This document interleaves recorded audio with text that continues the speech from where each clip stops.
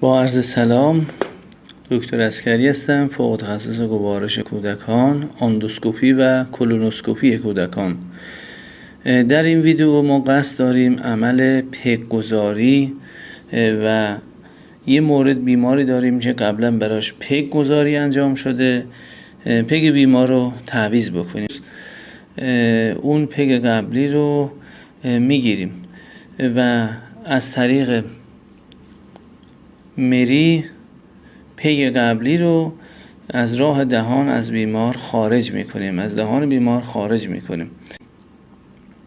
پگ رو از راه پوست، یعنی از راه اون سوراخی که قبلا ایجاد کردیم روی پوست شکم، پگ رو وارد میکنیم و بعد با آب مقطر فیکسش میکنیم که ما اینجا حالت فیکس شده پگ جدید رو نگاه میکنیم و برای امتحان کارکرد اون در حد 5 تا 10 cc آب مقطر از بیرون داخل معده بیمار میکنیم که ببینیم پگ جدید عملکرد داره یا نه.